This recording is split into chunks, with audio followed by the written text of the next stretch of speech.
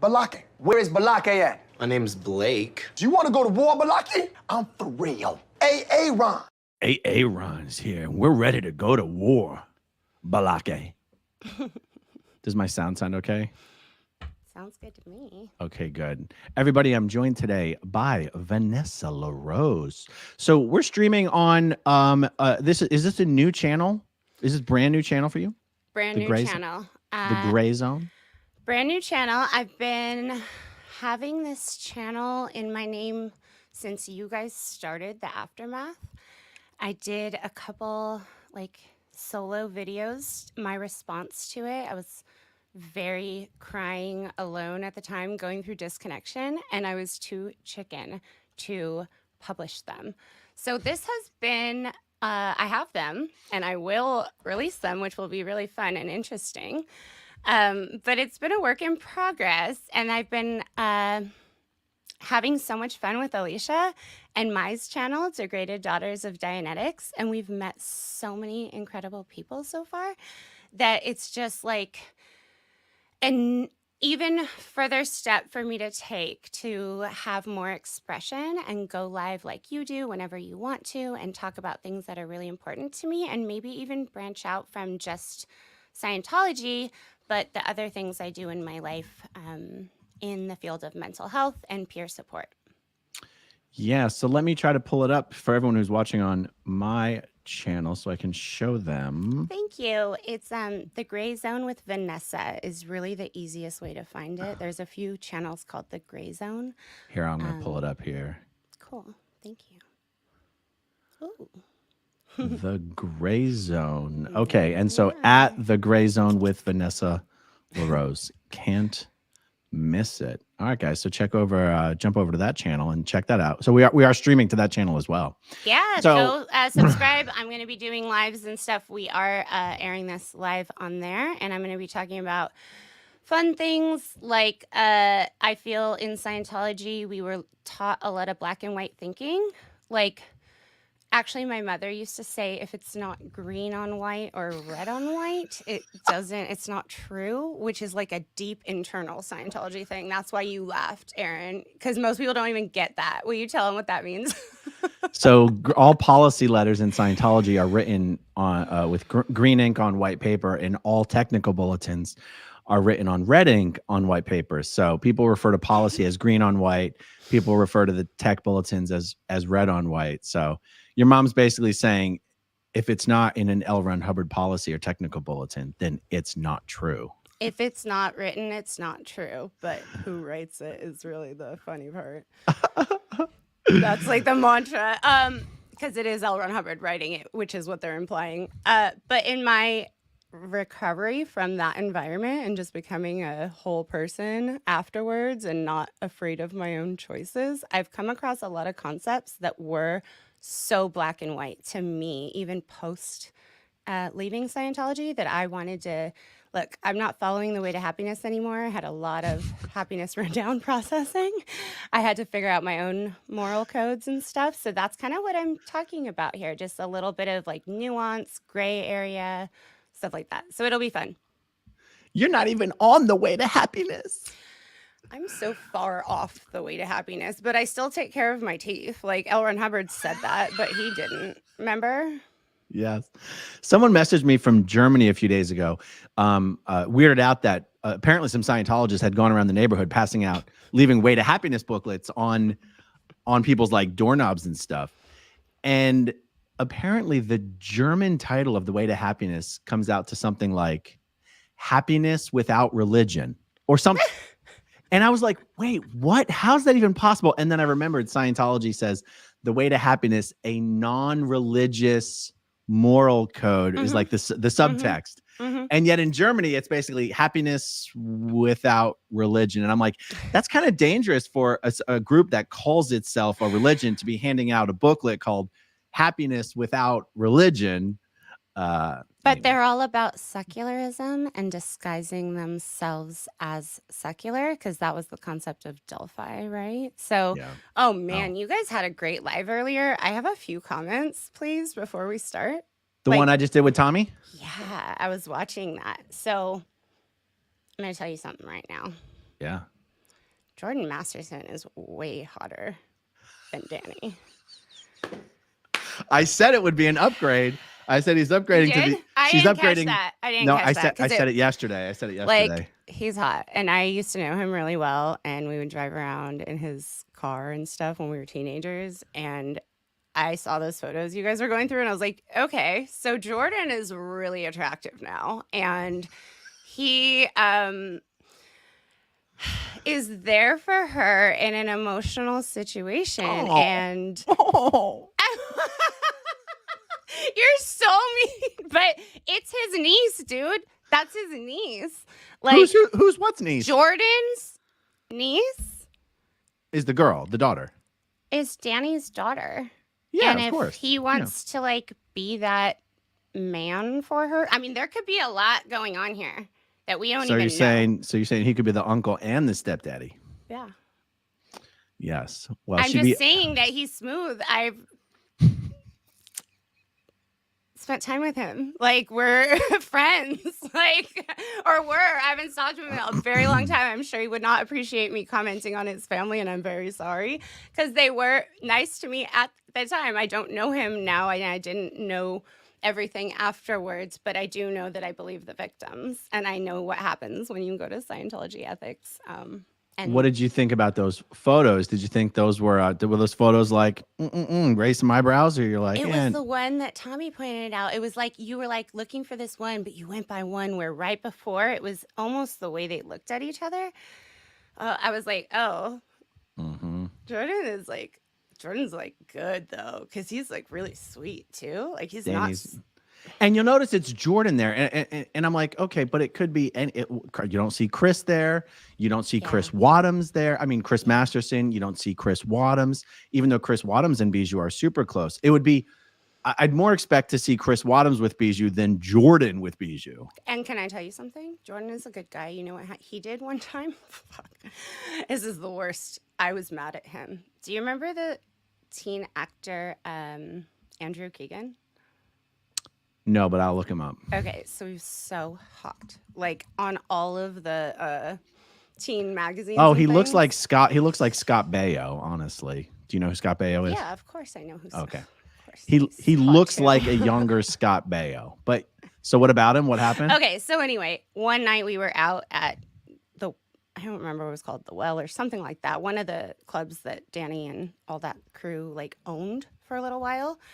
And, it looks like Andrew started his own cult, by the way. Did you know that? Yeah, I did, in Venice or something. Yeah. It's actually totally on par. This whole thing makes perfect sense psychologically when you look at like how they got everything handed to them and their development. Like we've been joking around, but we're not joking. We are gonna do a hashtag Son of Scientology, because what you guys are talking about is real, and the sociopath creation doesn't happen from nothing. There are plenty of checkpoints that can be like stopped along the way if you have actual social workers and stuff to like help people to not hurt other people. We just didn't have that. So we're gonna try to keep along with this journey and watch our own Son of Scientology behind bars, because it's actually really sad. Although he's a horrible person who did horrible things, I will not say that he is not. I'm disgusted by him, and he belongs to be there. It's also fascinating as we know what happens on the inside, so we can report on it, which is why I love that you do this. It is. I feel like there's also more as we move forward in time that we should revisit and discuss about Johnny Lewis. I do too. And you talked about Cat White. Oh my God. Oh, yes. Did you know her? I knew her friends. I knew her friend who passed away recently. You knew Jenny? I knew Jenny. And the whole thing makes me so sad. Well, Jim Carrey, as I was following him and his mental health, Eternal Sunshine of the Spotless Mind is one of my favorite movies of all time. And it's essentially about like almost auditing, like erasing my memories of your best favorite things. Right. And he was going through a really trippy mental health crisis of his own on the red carpet. And he was like telling the reporters that nothing was real. I remember and it was right after she had died by suicide. And wasn't that how she passed away? Yeah. Yeah. I just wanted to make sure. But yeah, so there's so many of us who actually do end up dying by suicide because it's just like, in my opinion, the tech and the Scientology words for children to be formed in there or go through situations where you need help from authorities and then be asked, what did you do to pull it in? It's just victim shaming is written into the technology of ethics. So hopefully that changes here. I think what you're doing here is absolutely incredible and why we wanted to come on to the channel today, because you have made a phenomenon at SPTV. Well, thank you. I think we've all done it, but I'll take the compliment. I know what you mean. Thank you.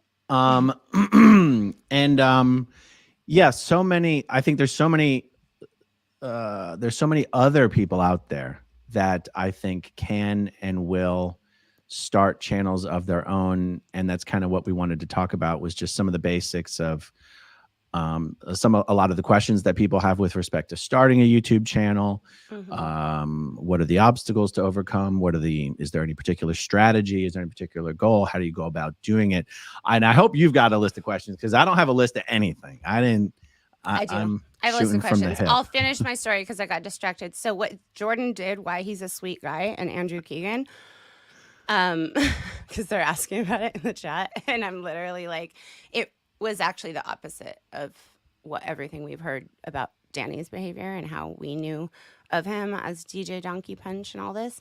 So we were out at a club that we probably shouldn't have been, with older dudes, because that's what we did, because we were in like a young Hollywood celebrity circle with the dudes from That 70s Show and Wilmer, and you know how it was in LA at that time. And we got into situations we shouldn't have been in. Like, one of my closest dear friends, his favorite story to tell is how he was about to turn 21 and I was 15 inside of a bar in Hollywood smoking and drinking, and he couldn't get in. And he's like outside, what the hell? How is she in there? Because that's just like, that was our culture. We were like a roaming pack of wild Scientologists who stuck together because we didn't trust the outside world. But we also were public, or people who had left the Sea Org, like had grown up in it, and then they were becoming in charge of their own lives for the first time. Like Lara and I spent a lot of time together during that time period. But Andrew Keegan freaking was flirting with me and got my phone number. It was the best day of my life. I was like, this is it. I'm marrying Andrew Keegan. I was, a teenage girl. I was probably like 18 at the time. Or no, I wasn't 18 yet. That's why this is a story. I was 16 or something. And I told him, hey, that guy got my phone number. He's so hot. And he freaking told Andrew Keegan that I was only like 15 or 16 after he found out that we were texting. And that was actually a really good thing to do. And I thank him for doing that now. And I was very like, at the time, I was like, he's ruining my game. But that's kind of more of a stand-up thing to do. And he actually stopped talking to me. And it was like, maybe it was just a warning, but it was a warning. And that's the kind of thing that dudes need to do to each other. So I did appreciate that. That's why I'm like, I don't know. Jordan's cute. Andy's there. Maybe she's attracted to him because it would be simple, and their family. But what do you make of Jordan, the entire family, but we're talking about Jordan, showing up to court every single day?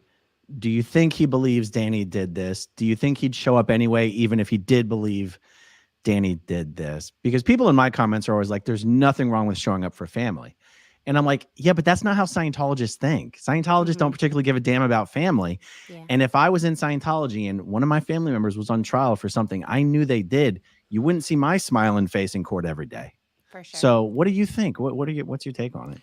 Okay, so I use this analogy all the time because I, at work, I'll be in touch with, like you guys were talking about wives and how they have special access. Yeah, there's things that family members or people who are on your release of information, and typically it's a wife or something like that, probably in the prison system as well. For me, I can not give out any information about anybody who's even there, confirm that they're there or anything, unless it's on a release of information because of HIPAA. So the wife and the status thing, it really does make sense. But what I see constantly is families showing up for people who have done really, really wild things. And they're still showing up for their family and bringing them cartons of cigarettes. Like, these are people who have stolen their cars and like set fires on their houses and things like that. And literally, the people still show up because that's how important family is to most people. So we, as a culture, are not like that. Like, my mother will not speak to me. My father will not speak to me. Went through 2 different college graduations by myself. Cried my eyeballs out because everybody else's family is there for them, and that's one of the most proudest moments of their life because family is so important.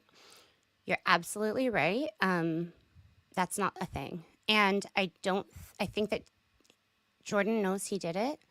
And Jordan is showing up because that's what you do. That's the party line. And I also think maybe Danny and Bijou worked this out beforehand. Maybe it's not a surprise to Danny. Yeah, maybe it's not. Maybe it's not. But I think you're absolutely right. It's like just whatever you need to do, you do, because you can't. There's so much pressure either way. Yeah, totally. Yeah. All right. So SPTV. Okay. What are we talking about? All right. So we wanted to talk about basically what SPTV means. And it came up quite a bit.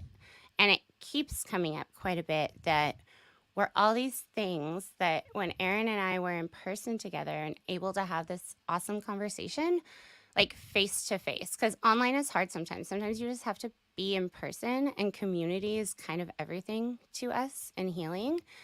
And it was really cool to get your opinions and then try to put it together in a way, because we keep encouraging people to start new channels, right? And then be like, join us, share your stories. But we also both realize that each of us need to share our stories individually and not have it be anything like where we came from. No control, and just like freedom of expression, freedom to go live when you want to, freedom to tell your story the way that your eyes saw your story. And a lot of people get upset when they just sit there and watch a story being told that's not really theirs, but they're afraid to start a channel because they know they will face consequences.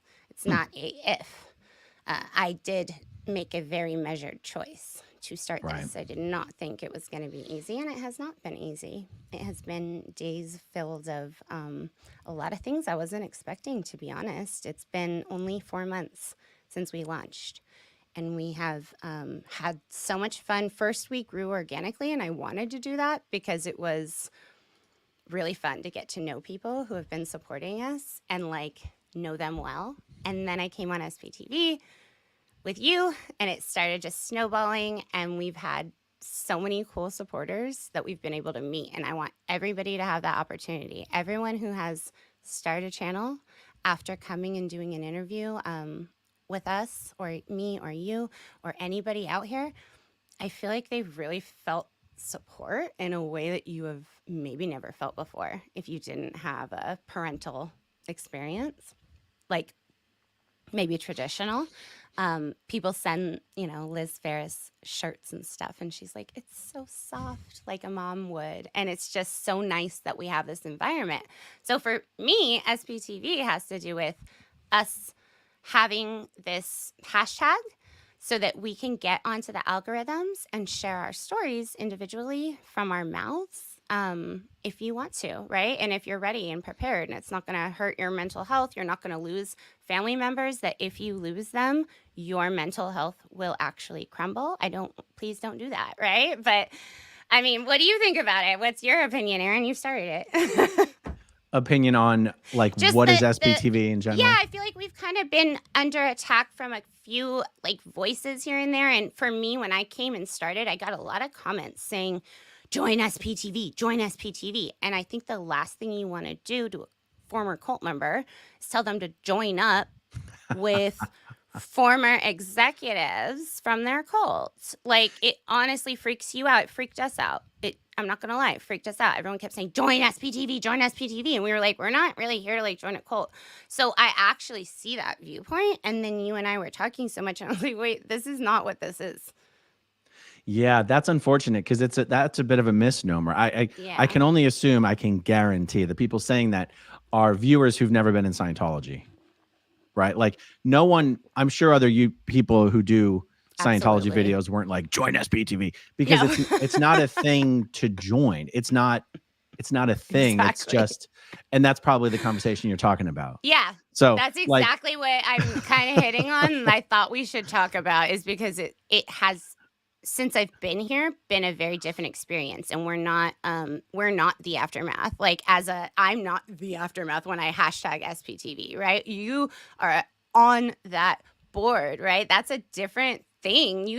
A board is not trying to be even associated with a bunch of YouTube channels. Like this is not what we're doing. We're not a real channel of anything even, right? So what is your idea of it as a collaborative thing? SPTV is just a name that one of my viewers, and somewhere buried in my email is the viewer who came up with the name. It was just a name. It was almost a funny joke. It's almost a way to troll David Miscavige, honestly. Like it's become SPTV has become the idea of former Scientologists putting up Scientology content on YouTube. End of story. It's not. If someone says, I'm not a part of SPTV, what does that even mean? It's not a thing. Like no one's invited, no one's accepted, no one's excluded. If someone says, I'm not a part of SPTV, that probably means I don't like Asmithlevin, because SPTV is not me. I just got the sign made almost as a joke.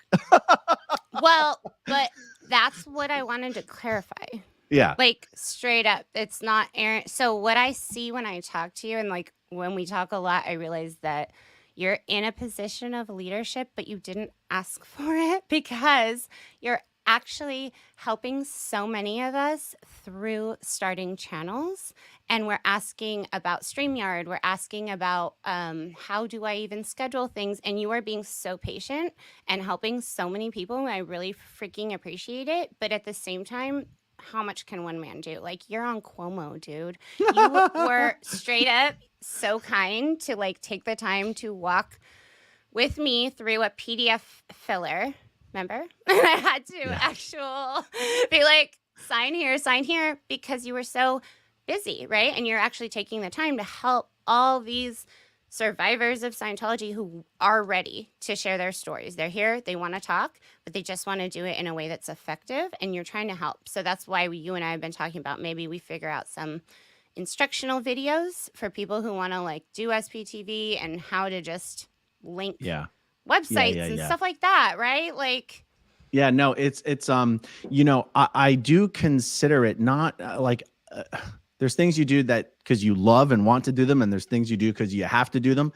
Me encouraging people to start YouTube channels is something I do because I genuinely love that idea and want to do everything in my power to bring it about. And I was a little sad recently to hear that some people had the idea that I was too busy to be bothered to ask about YouTube stuff. Is that if there's anything I would prioritize in my schedule, it would be talking to people who are in the stages of starting a YouTube channel and answering all of their questions and concerns for the best way to proceed. Like, you know, people have asked me what drives you? Well, I'm not trying to dress it up. What drives me is trying to be David Miscavige's worst nightmare. And that's not even a competitive thing. 10 different people could all be being David Miscavige's worst nightmare, but I'm motivated by that. And that might seem like not a high purpose, but for me, it is a high purpose. You know, if being his worst nightmare is helping as many people leave Scientology through the Aftermath Foundation, then that's being his worst nightmare. If it's having an audience, you know, 20 times bigger than Scientology has, then that's being his worst nightmare. If it's helping 100 people start YouTube channels, that's being his worst nightmare. So like, if I were to prioritize anything in my day, which it's getting harder and harder for me to prioritize stuff, it would be helping people who are starting channels. So if you're in that category, don't hesitate to reach out to me, text me, call me, email me. I'm available like 24/7, 7 days a week. I consider this to be the best thing I could be doing with my time. And the SPTV thing, I think, is a hilarious way to troll David Miscavige. We have SPTV, but the problem is if people go, oh, now it sounds like something that can either be inclusive or exclusive or be accepted. There's no approval process, guys. There's no application form. There's no you've been blessed with the privilege of being. It's not like that. Trust me, I'm sending out logos that Aaron is not aware of. Send out, like, anyone can use any of the logos. Like, and guys, even the logos. It's really not about like that, you guys. Use the intro, rip the intro from my videos, use the intros, make your own intros. Like, it's just fun. Honestly, it's the making it a thing, like making it SPTV, just makes it kind of fun. It gives us something to play with. Yeah. And that name even came about when, was it like every Monday evening, me and Mark and Claire and Mike would do a stream together, and it was a lot of fun, and people just like called it SPTV. So then it seemed like, oh, we were the first for SPTV, but it's not like we were the first for doing YouTube videos. It was just, that's just how the name organically came about. Yeah. It's also, just fun. my actual intention is to reach those under the radar, and you, sir, reach a lot under the radar. So using that hashtag for me to provide any encouragement, tips, empowerment, ways to help yourself while exiting Scientology. You might be under the radar now and need a little bit of mental health support but aren't ready to go to a therapist. Just talk to a friend over here and listen to that, and you actually have access to a lot of people, as do I, who are still in Scientology. And for me, that is absolutely unheard of. As a researcher, you can't get that kind of access to Scientologists unbridled. So when you hear that stuff you hear and you report on it, and then I hear, oh yeah, the party line is now, this didn't really happen and this is how they're handling it. That day I had noticed about 15 of my old friends who had been in that crew who had just been watching my stories that I posted about you. So they're seeing information, right? So when I'm choosing what I'm reposting, it's specific because we have people in there that I really care about. And that's, I don't care. I mean, screw David Miscavige. He's the one driving this horrible, horrible ship. But my parents are in there and I love them and I want them back. That's my motivation. Yeah, absolutely. Yeah. It's one of the other huge upsides, huge benefits to having as many former Scientologists doing content on YouTube as possible, whether whatever they think about, like, everyone has a bit of an inferiority complex, right? Oh my God, it was just me. My story's not as bad as other people's story, or I was just a public, or I was just a staff member, or I was just a low-level Sea Org member. Guys, I was never at INT. I didn't work with L. Ron Hubbard. Everyone's story is just their own story. Yeah. And one of the things that's so valuable about having so many different people is that the Scientologists who are under the radar, or not yet under the radar, but about to be, will stumble upon the content and they'll see someone they know, that they knew. Yep. They'll see someone that they liked. Yep. Not everyone knew me in Scientology. Not everyone who knew me liked me. But if there's 100 people doing it, they're going to be like, oh shit, that guy's doing stuff too. That girl's doing stuff. I want to hear what they have to say. There was something you said that I keep thinking about, and it's so true. And one of my favorite professors said it as well. And it's really hard to be the first person to do anything. And you were like, I wouldn't want to be the first guy to do anything. It's, you have to fuck up, and you got to do this, and you got to do that. And the truth is that's what you've been doing on this journey. And well, the truth is, to be fair, I wasn't the first one to do YouTube videos, but I was just the first person, I think, who broke 40,000 subscribers. I was the first person to post every day for a long, long period of time. Yes.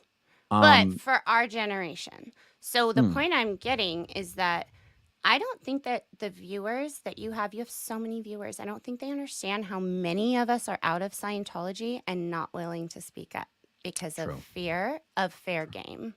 Yeah. And I have to watch my dogs very closely so they don't get poisoned. Is that something you want to live with? Most people don't. They say, just move on. Why are you doing this, Vanessa? Literally, people from where we're from. So That kills me when people say that. well, that's what's happening. I mean, there's a lot of them out here who do not think they're Scientologists. They just don't understand why we're doing what we're doing. And I understand that viewpoint, because if they've taken so much from our lives already and people are just trying to move on, I actually understand. But I also am here to say we need more of you. We need more allies. We need more advocates. We need more parents standing up and saying, you know what? I can accept that I did something wrong here. I'm sorry. And let me help these kids. Because that's where my heart is all of us who are now starting off life in, I started life in debt. Like, I took out loans for Hubbard College before I turned 18, didn't have a real education. So we're up against a lot out here. We don't all land soft. We land hard sometimes. And a lot of us in LA, some of us are homeless, right? And how do we remedy that? By talking about it. So that's why I'm encouraging everybody to come here and we will help you. But we, I know you're doing so much and I know you will help everyone, Aaron, but however I can help you to do that, I end up loving providing peer support because it's my favorite thing. And I like to talk and coach everybody through it. But like, how many hours in the day are we going to make content? Are we going to be text? You know, we just got to. It's true. And that's why I thought it was such a good idea when you mentioned doing a video. And to be honest, this probably isn't the video, but this is a starting point. Yeah. That sort of like, if we were to have a list of all the questions that people who are considering starting a channel or in the early stages of starting a channel, what are all the questions everyone has? And we could go down and do a video about that. And then we can keep redoing the video. So someone watches that video and they have other questions. Then we redo the video. That's the thing about YouTube. You can do it a million times. It doesn't matter. Yeah, totally. And because the thing is, it really is, I don't know, am I overstating it? It's the easiest freaking thing in the world.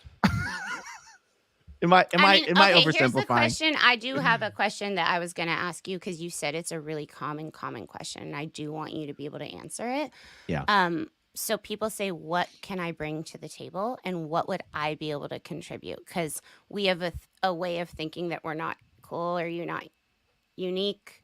If we're not perfect, we don't show up. And that's really terrifying. A lot of people don't show up because of it. We're here to say you don't have to be perfect. But I want to hear what you have, your opinion is about why more channels are better.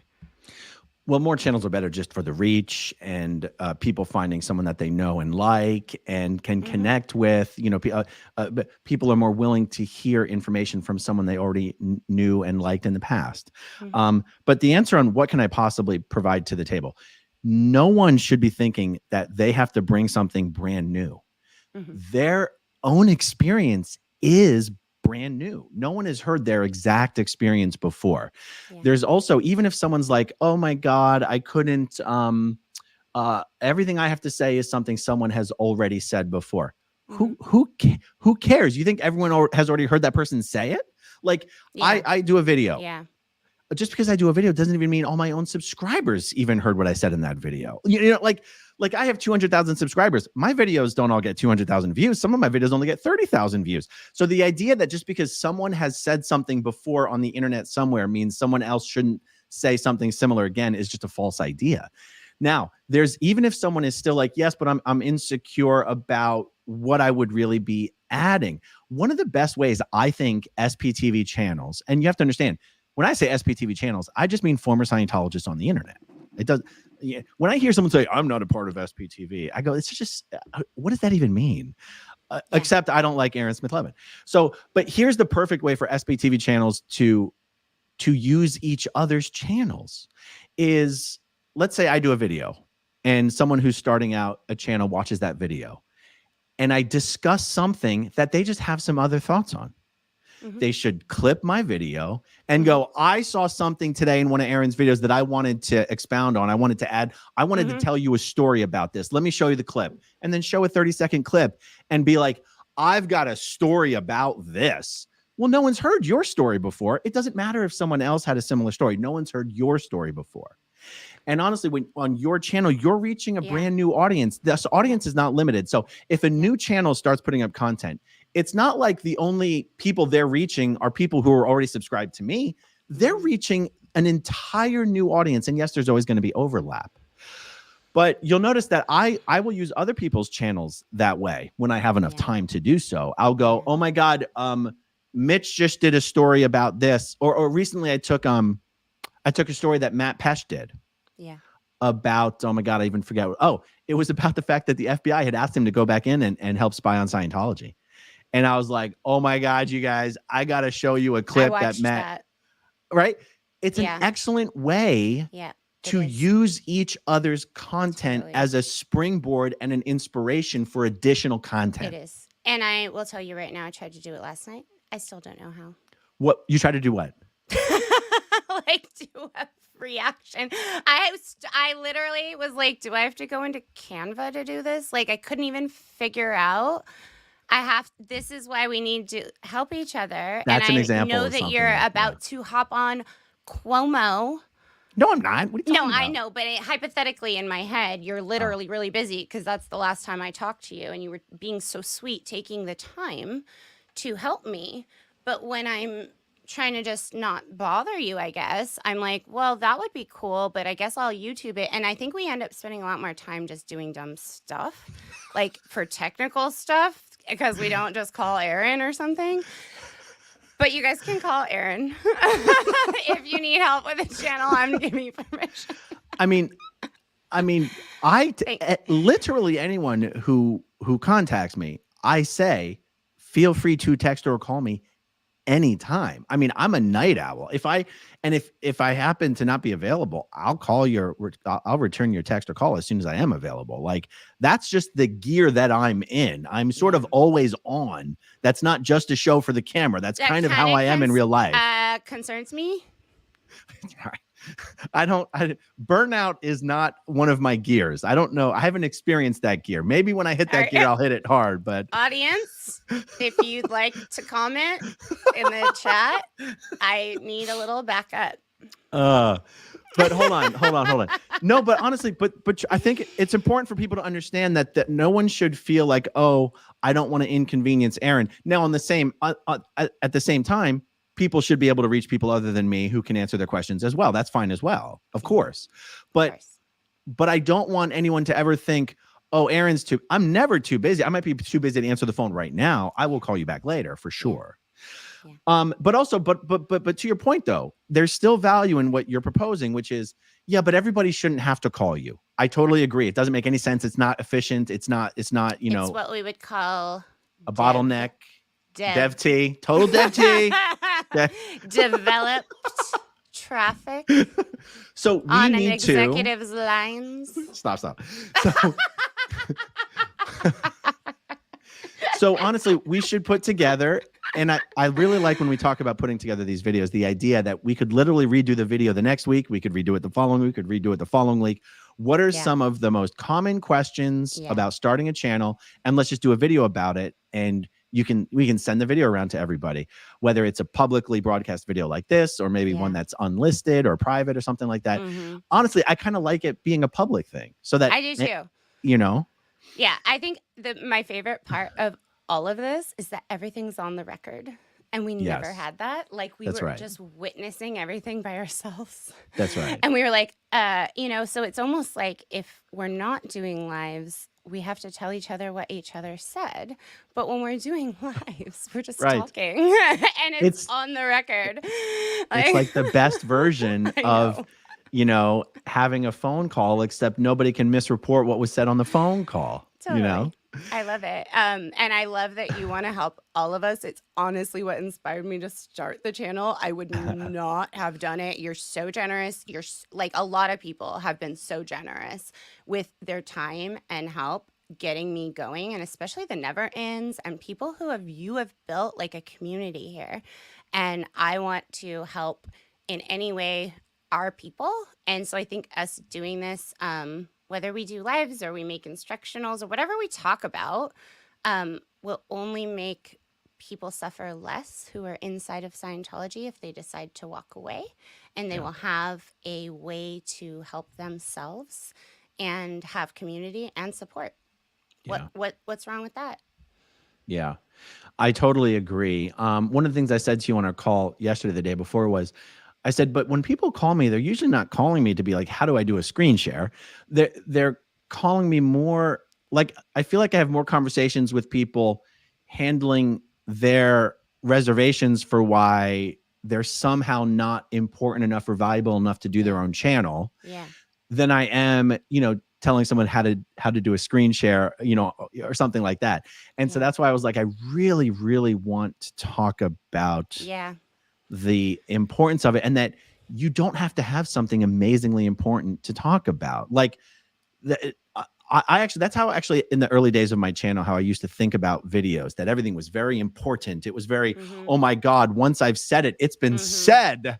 And you're like, that's not how the internet works. Nobody heard you, what you said yesterday. And you should just You've assume. had to teach me that though.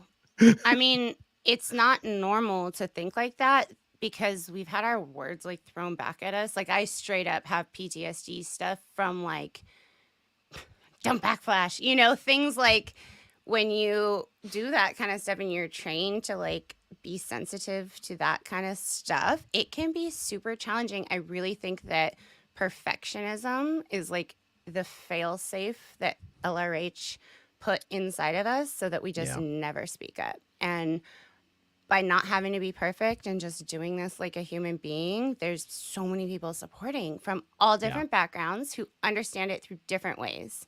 Totally. So we want you guys who are under the radar or not making their channels yet, or even in Scientology, if you come out, you can actually not only have support in so many ways, but you can even support yourself. Like, oh my gosh, what is this that has happened here? This is groundbreaking. That is one of the other reasons that I've been twisting so many arms to get people to start the channels, not for the greater good. It's like, do it for your own good. What are you talking about? You know how many former second gen Scientologists are out there struggling, working the 9-to-5s that they don't love, and having a boss and keeping clients happy is like, YouTube is a way to generate income. And, look, if you fail at something, Scientology will ridicule you for being a failure. And if you succeed at something, they'll ridicule you for just doing it for the money. Who gives a shit what those fuckers think about you? It doesn't matter. And that's the part. That part. Yeah. That part. I'm not even kidding. It's that. And what is so bizarre to me still, and I actually coach people through this sometimes, is that we really, really, really still care about what our peers think about us. And that's people who are from where we came from. If people are like not informed in our own language, our own technical dictionaries, it's almost like I don't care what they think. And I hate to say that, but it becomes unreal to a degree in this world. It's almost, we're very much judging ourselves on, each other. And I hate that because we only had that in Scientology. And I have to constantly teach myself that it actually doesn't matter what former Scientologists think about us. We're actually here to be part of the real world. And they are embracing us. And they are telling us we're awesome and keep going. And how can we help you? I don't know if that sounds horrible, but it's kind of, we're all just really taught to use the tone scale and kind of things that I had to really unlearn, and it freaks me out if I don't come across like I'm having a good comm cycle, even though that sounds so dumb. It's true. When I first started my channel, the channel was eligible for monetization for years and years and years and years and years before I ever turned it on. And the reason I didn't turn it on at first was I was like, I don't need the money, and I don't want Scientology to be able to say I'm doing it for the money. And that was very important to me in the beginning, that I not give them that weapon to use against me. And then it started to occur to me, wait, I still give a shit what those guys think about me? That's kind of screwed up, isn't it? Yep. And so then I turned on the monitor. Come there though. I mean, right? Yeah. Like, who in the world criticizes a YouTube channel for turning on ads? Nobody. Except but I was worried that Scientology would use it against me. And it occurred to me that they still had that, they still had their hooks in me if I still cared what they thought about me. Totally. That's really, really hard. And it's also, it almost just is the conditioning that we have inside of us to just be like, I gotta be perfect or I'm Yeah. gonna get a flunk, right? Yeah. So then this is not what this is about. If you Yeah. want to be here, and it's also not about like this is not therapy. To me, this is not an environment where you want to go and spill every gut. Like, please share what you want, but this is also a public space, right? So It is. share the stories that you're prepared to share when you're ready to share them. But there's no shortage of each person is incredible. Like, we are very rare. So the people who are willing to speak up in comparison to the whole population, you guys have incredible stories. You're not going to run out of content. There's no way. You're incredible just talking Yeah. about your lives. Yeah, totally. Yeah. And honestly, even still, I'm still the only person who's doing current event content, and I'm waiting for other people to jump in. Liz Gale does current event content. She So does. me and Liz. But if you do current event content, and guys, we could all do current events content. It's impossible to run out of things to talk about. It's impossible. I know, dude. It's almost, actually, I'm almost in freeze. It's kind of so much that I can't do anything because I am, but I'm almost like people, since I left Scientology, I realized I'm actually like, I have symptoms of like high functioning depression, which is a thing. Like they don't realize it until you're like, I do this and this and this and this and this, but I feel like this. And they're like, how? And you're like, because I'm high functioning. And so I do a lot of things, but I'm always like, oh, I'm not doing enough. And I'm really doing so much. But it is part of our souls to just kind of want to get your stats up. And it's the worst thing ever. So I try to keep it, keep it balanced. Keep it don't like get me Vanessa. wrong. I'm totally addicted to the numbers. Thank you for being honest. Oh, I mean, come on now. It's addicting as hell. Are you? I love that you've showed me how to even check them. Like, it's not, I like that most of my subscribers or most of my views are not subscribed because early on I knew a lot of under the radar people were watching and they weren't commenting and stuff. Like, I'm an opposite person. I'm like, oh, the smaller we stay, the more heads I'll reach. But now I'm actually really freaking excited because I see what's going on here. Like, this support is incredible and people are just here to help. Yeah. You know what I really love, Vanessa, that so many of the channels have embraced the live streaming format. Yeah. I originally only started doing live streaming to save myself time editing hours and hours and hours and hours a day. And what I also found is that the authenticity and transparency that comes about through live streaming is actually what people on YouTube and in the entire podcast space appreciate and connect with the most. Totally. If I try to pre-record a video, I will say, hi, welcome back to Growing Up in Scientology. I'll do that 20 takes. If you give me an opportunity to redo something, I'm going to redo it 20 times. And it's ridiculous waste of time and it never sounds authentic. You told me, just do lives. And I was like, Aaron, I got this. I'm going to be editing. I was like, I got this. And I swear to you, last night, I was going to do a recorded video for my first like intro onto the gray zone with Vanessa. And I ended up doing a live at 9:00 at night. I was like, this is why, like, I cannot do this. I'm going to over obsess and like need to edit. And I just did it. And I think that you were absolutely right. The live format. And yesterday I went live last minute and it was actually wonderful. And this is why I'm encouraging you guys to do it. Did you see that the Scientologist Doug Doring passed away? I did a video about it, actually. Oh, okay. So I knew you were going to do a video about it. So I saw if you did. I did it like a few days. I did it a few days ago. Oh, okay. Okay. So I was hoping I got to it before you did, but I didn't, but that's okay. This is how it goes because sometimes we see things reported that are not necessarily the human version. It's more like the Scientology whale dies. Holy shit, this guy fucking donated so much to whatever, right? I grew up in his house and I saw through Facebook that he passed away and I saw all these photos from a place that we spent our childhood in, right? So I wanted to have a also humanizing message to somebody who showed compassion and generosity to me and got to do really nice things because they were a family person And even though there are mistakes, or in my mind mistakes, maybe not in their mind mistakes, that were made, it's also, these are human beings in there. This is not good and bad, black and white. It's literally a human who, like, every year would take me on family trips with them and stuff like that. And I spent a lot of time inside of that company, and I know their children really well, or I did. And the 2 daughters are in the Sea Org still. And I got to come out and do this with you on YouTube, and we have fun in real life. And they are literally at the org when we're doing that. Right. So I just always try to bring it back to that human perspective. And that for me was incredible to be able to say, I'm just going to go live. I'm just going to talk about this. And because it's my viewpoint. Right. And so we're reporting our own news.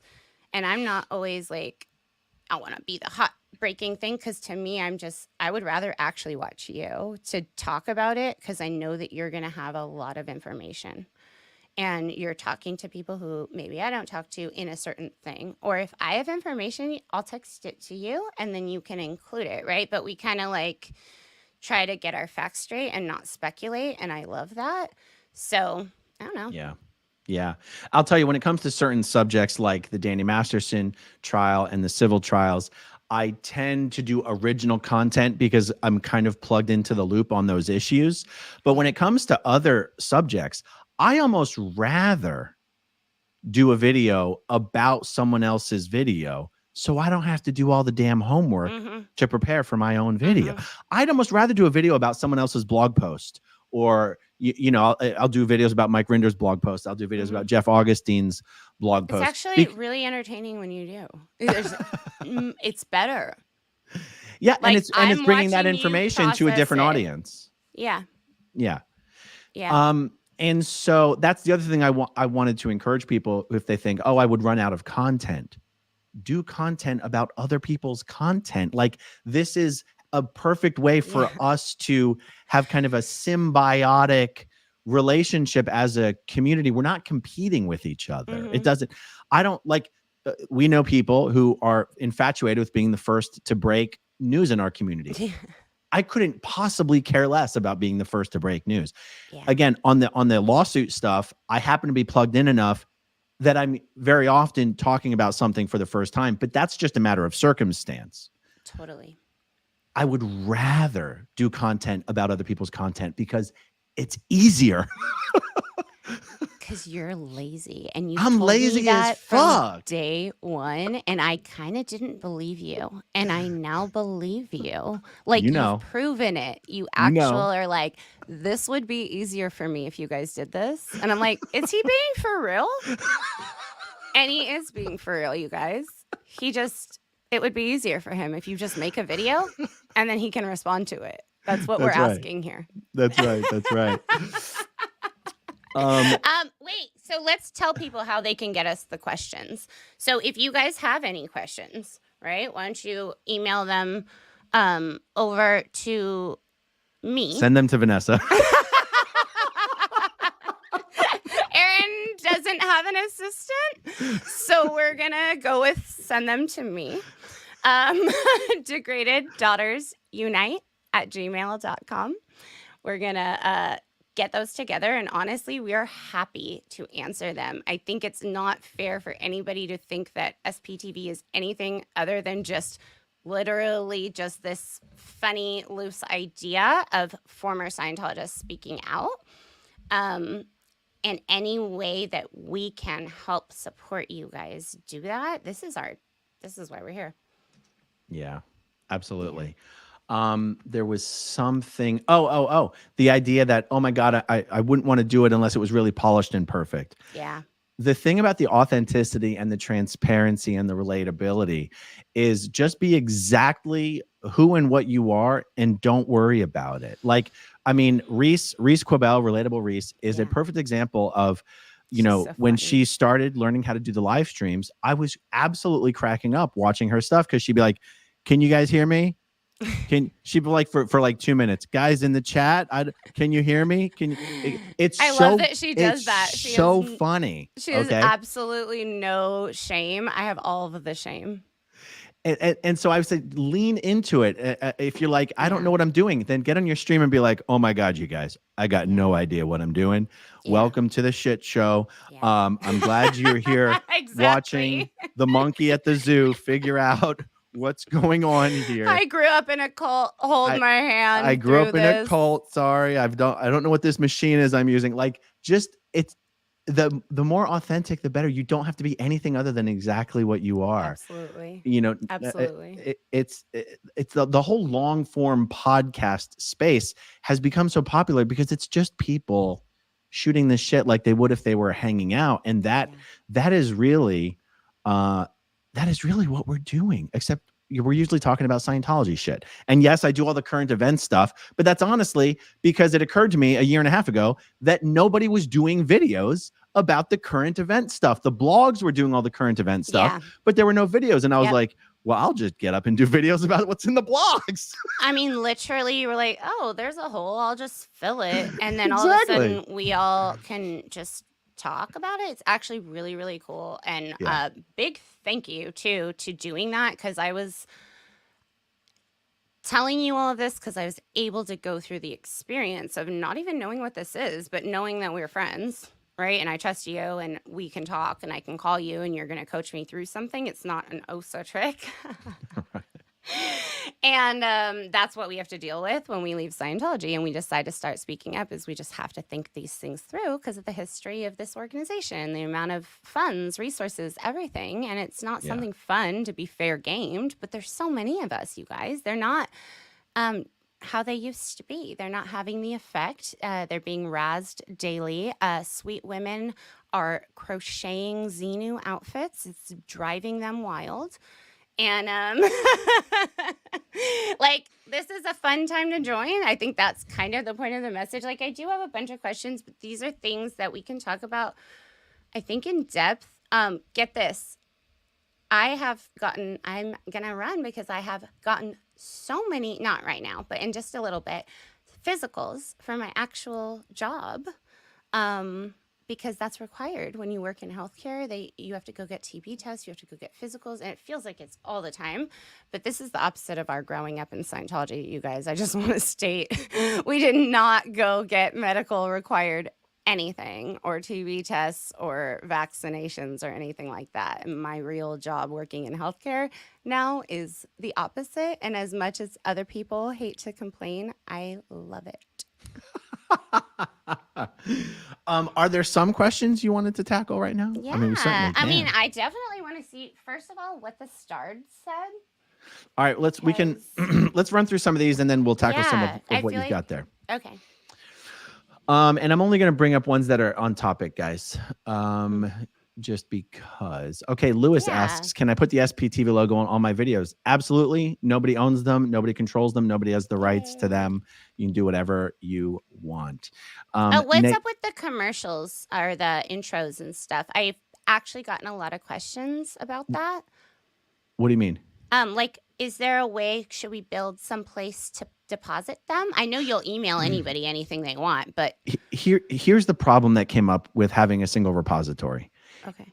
Is it created a de facto approval system that we didn't want to exist. Like, we didn't want to be like, oh, like, let's say me or Mark has like the master shared files with all the intros. It put us in a position of sort of having to be like, oh, you're allowed to have them or you're not allowed to have them. When really we didn't want anyone to think that we didn't want some apparency that you had to be like approved when no, we're saying that's not what this is. Yeah.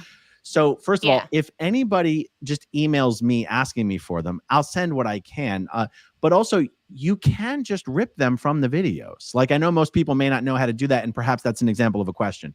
Perfect. I'm going to paste a link in the live chat right now for the website that I use to download videos from YouTube when I want to use a portion of them. And I put it in the live chat just now.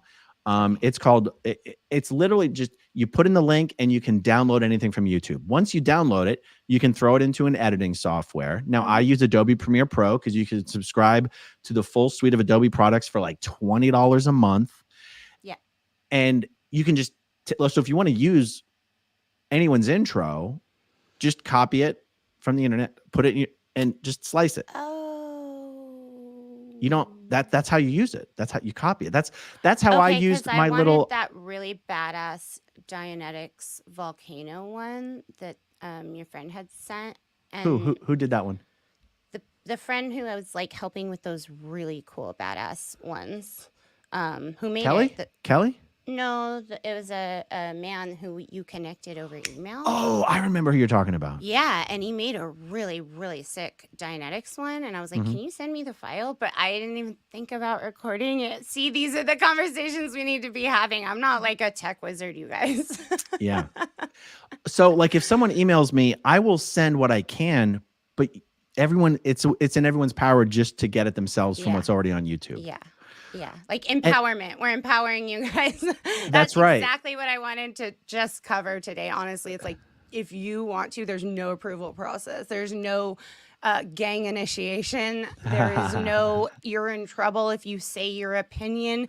This is the whole thing is say your opinion. This is why we're here. We're on YouTube, and don't be upset if other people do it too. How about that?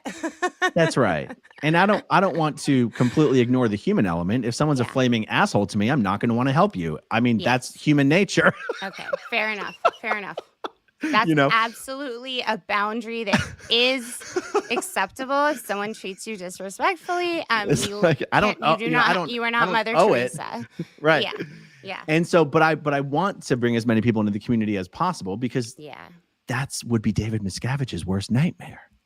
That's what I he think it wouldn't already want. is. I think we're already his living worst nightmare. I'm shocked that they're not melting down harder, although they are melting down. Now there was something else. Oh yeah, and also I want to point out to everybody, all the logos and intros and outros that we have, guys, those are just things that viewers made for us and sent to us. So they're not everyone even has to use the same Yeah. logos or Yeah. you can use whatever you want. Any intro, you know, Kelly Copter made a bunch of the intros that Mark and Claire use and other people use. Mhm.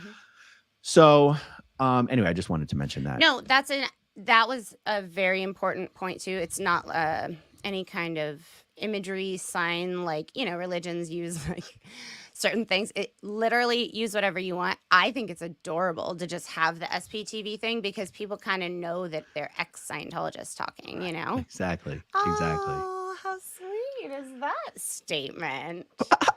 Okay, As a peer support worker, this is the very best grassroots peer support for second gens or previous Scientologists.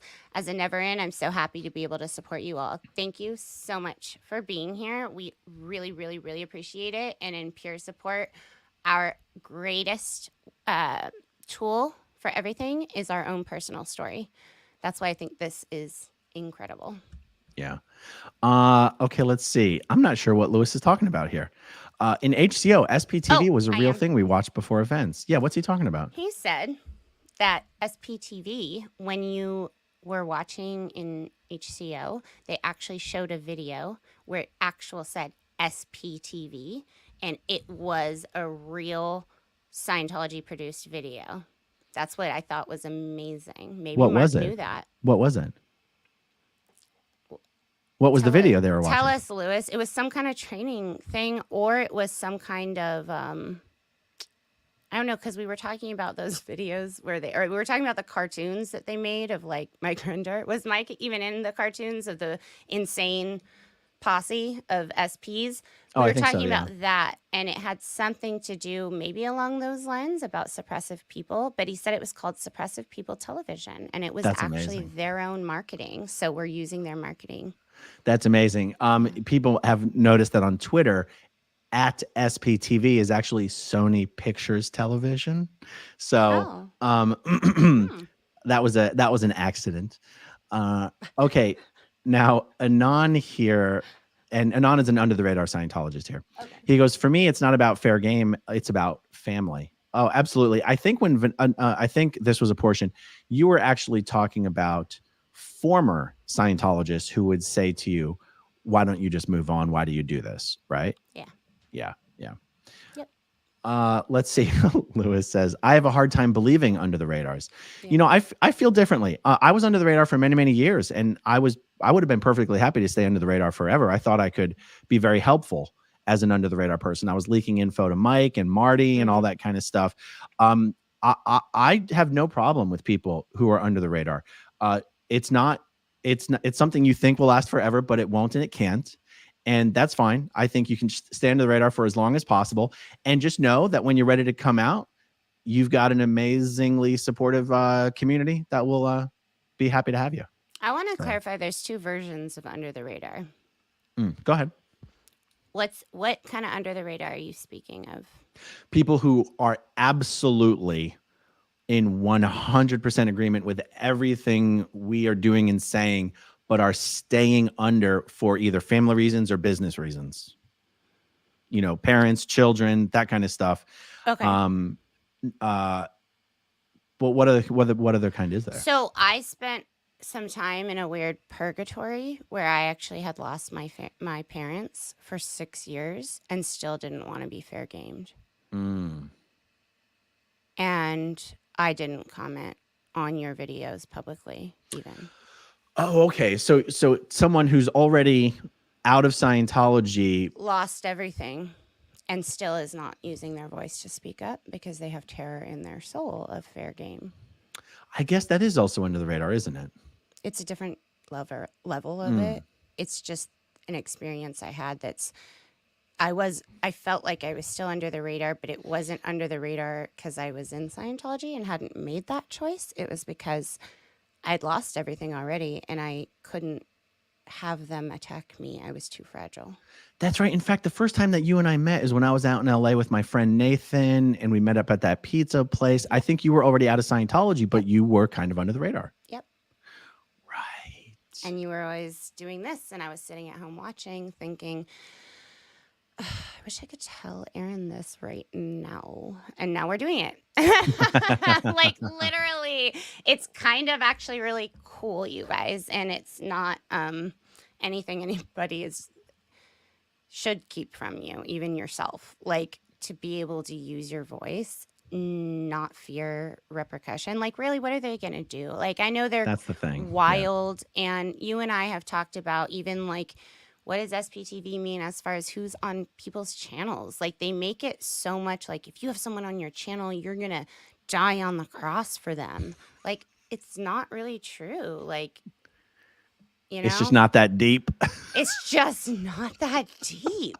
Like we're used to being just really persecuted for our specific words. So yeah, exactly. I'm not sure what this means, but I wondered if you do. Brand new RevGirl19. Is this a brand new channel? Probably. Yeah. Yeah. I mean, for maybe, but it's, you know, my channel, I think it's like 11 years old or something, but it hasn't done anything. There's a little bit of old content on there if you guys are interested in my trip to Jamaica or talking about a women's rights march 7 years ago. There's actually, I pulled up the L. Ron Hubbard reference on a woman's hat and the society in which woman is taught anything but the care of and nurture of a home and a man is a society in which it's on its way out. I had actually had that up and it got a lot of views. That was cool, but I wasn't ready to go AA Ron style. I was still in hiding, to be honest. Never go full AA Ron.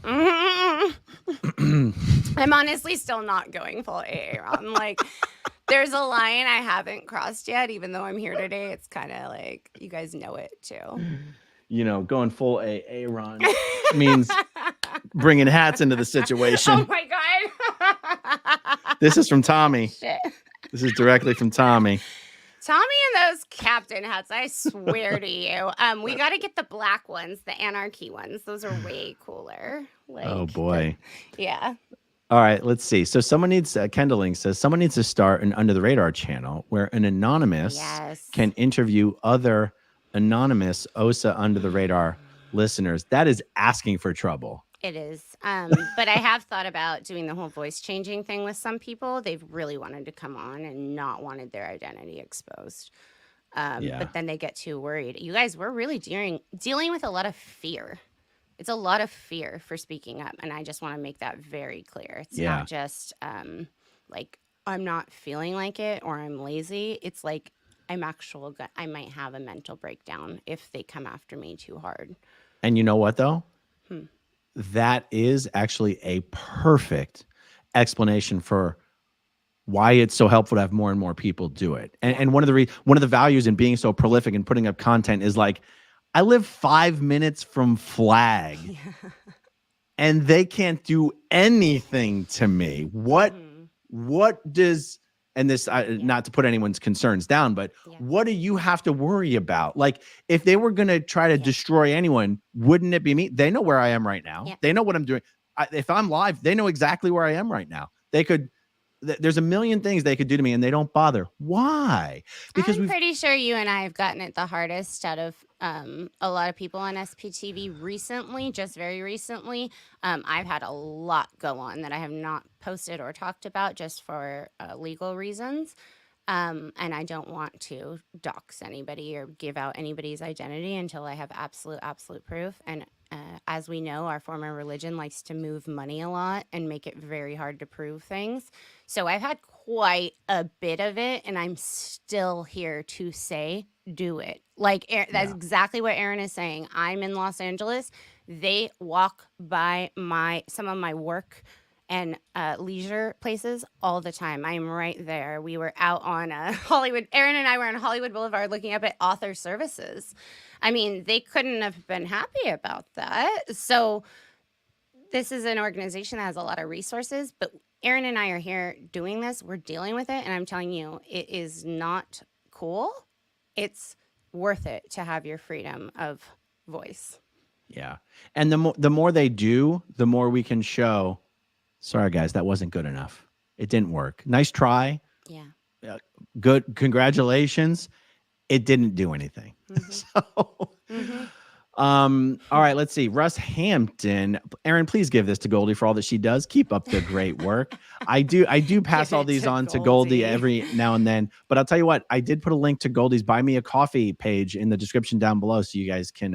I love Goldie. She's been so directly. Protective of this community throughout and the growth, and it's just growing so rapidly, and we're so happy about it. And it's really, really cool. Thank you, Goldie, for all your help. And I love that she has a Buy Me a Coffee now.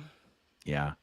And as far as growing the community, Leah Remini's embracing the YouTube platform now. And I think that should help shine an even bigger light on the whole thing. She broke 100,000 subs a couple days ago. Oh my gosh. I know. We need more SPTV channels with their little silver play buttons. This is really the most fascinating social psychology reality show, not experiment that I think anyone could get in on and be hooked, because we're all so interesting in a good way. Yeah. Okay. Just Juka. Your analysis of other people's content is informative and it feels productive rather than gossip. I'm learning a lot. Yep. That's the goal. Get some elevator music for your dead air. Do you have anxiety about dead air the way I do? Maybe not. I do. I cannot stand it. I feel like you've given me anxiety about some things because you know what's funny? In real life, I actually have the same anxiety. I'll just make noises or whatever just to fill the dead air, and it didn't really occur to me that it was the silence that bothered me. It is. So yeah, that's funny. SPC McPants, dying to ask you, are you the AA Run kid in your intro clip? I'm not. That's a Canadian actor, is the AA Run. Yeah, of course. Canadian actor. That's the funny part. It's a TV show. Yeah. SPTV fans. Oh, look. Who is that? Who is that, by the way? They keep I know who they are in my emails. I know who. Okay. I know exactly who it is. I won't say his name, but I know who it is. Okay, Eggert Snorri Olafsson. I'm starting a channel dedicated to Scientology and their online fair game activities. I'm a never in, but self-educated OT8. There you go. Nice. That's the other thing. You don't have to be a former Scientologist to call yourself SPTV. If you want to put up and it's not up to me to tell someone who can and cannot call themselves whatever, but I'm saying if you've never been in Scientology and you want to put up Scientology content and you want to say you're part of SPTV, please feel free, Cool. That's a good thing to know. Yeah. Vanessa, do you have a video on your story? I have quite a few. I've had a channel for 4 months, called The Degraded Daughters of Dianetics. Please check it out. We have awesome stories. Our trip out to do a welfare check on Bob Ferris at Gold Base with Jeff is up. It's awesome if you haven't seen it. And then I have my own stories of my disconnection. I actually read out loud my disconnection letter from my dad, which was very heartbreaking. And then I am going to be doing content pretty much every day on the Gray Zone. I'm going to be like Aaron and try to get in those algorithms and get it going for real. There you go. You just reminded me of another benefit to having tons of people is that when someone types in Scientology into Google or into the YouTube search bar, wouldn't it be awesome to have the top 10 results all be former Scientologists? Yes. Come on now. Come on now. Be amazing. I mean, it doesn't have to be just Jenna. It doesn't have anymore. You know, I'm so happy she's here, but she did a lot of work early on. I got. Oh, you mean all of her old media appearances are very high in the search results? Yes. No, I mean, not even in that way. In like, it's hard to be the only person out there writing a book, being the only person doing the media, and the first person, like you had said, like it is not fun. And there's a lot of us now out here in the waters. So it's not like you're not Russell Miller. You're not like Paulette Cooper right now. You are joining a very large group that we have each other's backs. So yeah. You're right. Jenna was, I guess, one of the first and only people of what we would probably call our generation. She started ex-Scientology Kids with Kendra Wiseman and Valeska, or I'm not sure who that. I do know who she is. It's coming off my head right now, but Astra Woodcraft. Yeah, exactly. Yeah. And I had gone to school with Kendra Wiseman at Delphi, and her mom is Barbara Wiseman, who did the Earth Foundation or whatever, one of the Scientology front group kind of things, the Earth Organization. But yeah, Kendra and all of them were pioneers. I mean, I was reading this when I was 16 online, and I was way too afraid to comment, but there was so much cool stuff in there, and we just didn't have anywhere before that. Wow. Yeah. Kazri of Hecate.com says, just arrived. I added description of SPTV and list of the 70 plus channels to my website. I'm going to have to look at that website. Can't post a link here. That's right. We have the settings where only a moderator can post links in the chat. But the URL is in my name. Okay, so it's Kazri of Hecate.com. And you can see the list of the 70 plus channels. That's amazing. That's great. Yeah. Beck says your body has a physical reaction. That is, typing here makes my heart race. Maybe that's referring to the dead air. Oh, the dead. Yeah, probably. That's exactly what it is. It's the anxiety reaction. I have anxiety over a lot of things. Maybe dead air might not be one. I might have to get used to that because if we're going to be doing this, like I got to get comfortable. Okay to be uncomfortable. Joshua Armenta says AGP started in 2008. That's right. YouTube doesn't like when I say what AGP stands for. Okay. But yes, the Pope himself. And it's true. And also, Josh, I hope you please tell. I just saw him at the movie theater. Pope or Josh? AGP. He's hilarious. He is. We were watching a movie and he literally made a comment and somebody was talking about Karen and he goes, yeah, because she pays us all. But he was actually only making the joke because he knows it's so absolutely ridiculous. And it went over everybody's heads, but I was like, ha, ha, ha, ha. It was great. That's awesome. Josh, please tell Pope that all of the photos he's taken from outside of Scientology events is what has allowed us to get photos of Julian. And I hope that's another thing that I wish people, if they knew it was helpful, more people would do it. Go to the Scientology events and take photos of absolutely everyone. And it'll help us get recent photos of people who haven't been able to find out if their family members are okay in a long time. So Josh, we were able to get Liz Ferris's dad, Bob Ferris, those photos of him digging the ditch were from him. They were? They were. Thank you, Pope. Wow. Who would have thought that those photos would end up being so helpful? Yeah, they were from him. Wow. It's the people who actually go out and do stuff And I gotta say, it's like how many people are on the ground doing that. It's really rare. So thank you. See, I'm being complimented for how I manage dead air. Yeah, you are. So you keep doing it, Aaron. Don't let that dead air go. All right, everyone. So let's do more videos like this, and we'll go through lists of questions. We didn't even get to the questions at this time, but who cares? I feel like we're gonna have so many good ones if people send them in that we'll just be able to just kind of go through it, and it'll be a really fun time. Exactly. And by the way, I think I saw this in the live chat questions. I think Vanessa is specifically asking for questions regarding starting and doing YouTube channels, not just viewer questions necessarily.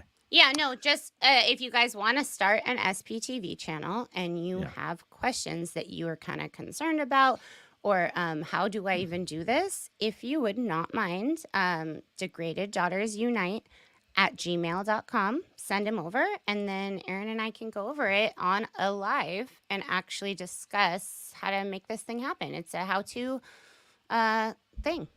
I need help too. Awesome. And we're setting up my good friend, and he said he heard from you, Danny Mustard's channel. Oh, yeah. And that is a really good opportunity to record kind of from the beginning how we're doing this. And he's totally excited to join. He's so freaking creative and incredible. I'm so happy to have everybody coming out and joining us. I cannot wait. Guys, thank you for hanging out with us this afternoon. Thank you, as always, to everyone who watches until the very, very end. And we'll talk to you soon. Okay, if you want to see my rock and roll songs, click right on this guitar. And if you want to see a different one of my videos,